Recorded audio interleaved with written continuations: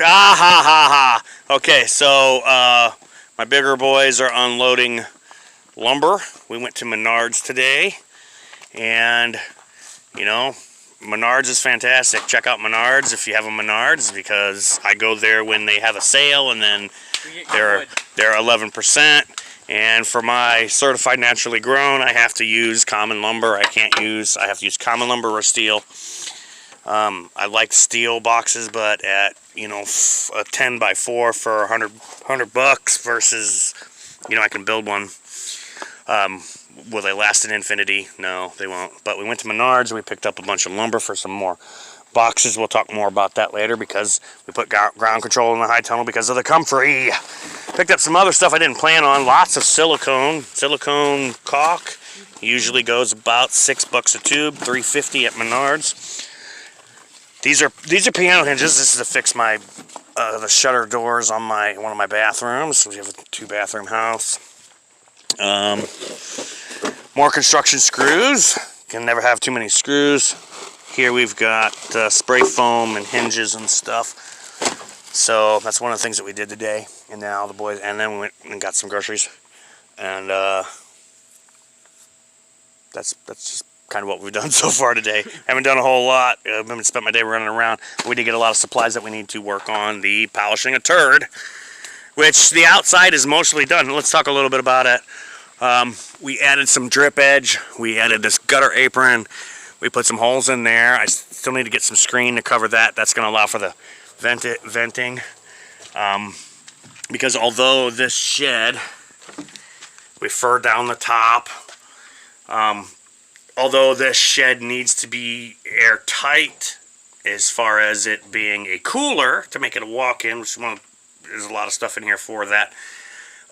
It has to have you have to have airflow through your rafters or trusses or whatever. If you don't, you will have roof problems. You will have mold problems.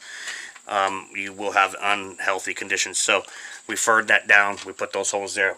We knocked the cross blocking, or the bridging actually is what it's technically called. We knocked the bridging out, and then that's 4-inch insulation.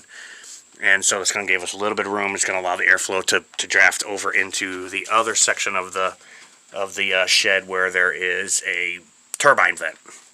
So it's one of the things that we're working on.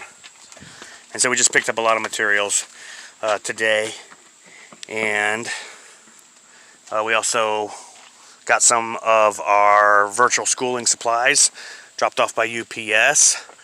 And again, this is an online, it's a virtual public school. It's called Connections Academy.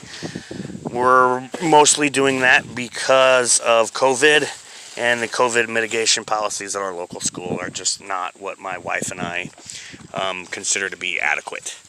And then we have some, I think I mentioned this already, some nice long piano hinges.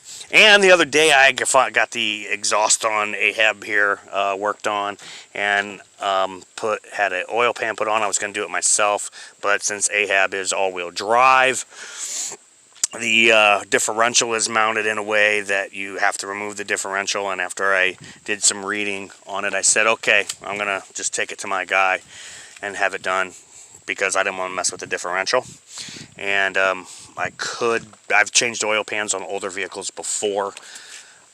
I just don't particularly like working on cars, but for $300 I got the oil pan and the exhaust and an oil change, so not too huge of a deal. Okay, this is Matt with a Low Cash Homestead.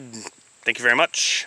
Have a good day. Oh yeah, we also picked up some sawhorses because my planting table got knocked over the other day, and I was in there last night and ended up taking a baseball bat and fighting a raccoon. Why that baseball bat's inside, behind the TV? Yeah, it is, because I had to fight back a raccoon because he was going after the cat food. Yeah, you should have seen Possum drug us out of bed the other night. Possum half the size of him with a baby at the front door. Dalton drug me out of bed saying, "Oh my God, Dalton, come out, look, there's something at the door." I come out and nothing's here. It's hiding over here in the bushes. Dalton hears rustling. Jose! Well, you gotta be careful. Don't corner a possum. They usually play dead, but they can attack, and never corner a raccoon, because they don't look for a fight, but they will, and they can tear you up. And with a raccoon, you don't know if you're going to be rabid after that or not. Yeah. And to prevent that, you need 18 shots in the stomach with a really long, huge needle. So, yeah, but I had to fight a raccoon off, or run a raccoon off. I was kind of swashbuckling this raccoon because he really wanted that cat food. And so, if the planting table got knocked over by a raccoon or by one of the outdoor cats, or who knows, but it got knocked over, made a big mess, and I got a bunch of cells, because I still use cells. And so I got a bunch of cells missing, and I don't know where they are. So we're gonna have to kind of pull all that stuff out and clean it up and redo it. Plus, no, Cow Cow's decent. She's just nuts. And then also my barrel that I plan on making a strawberry thing out of, which I didn't get done. And there's the two little ones over there. Okay, it's Matt with Low Catch Homestead. Thank you very much. Have a good day.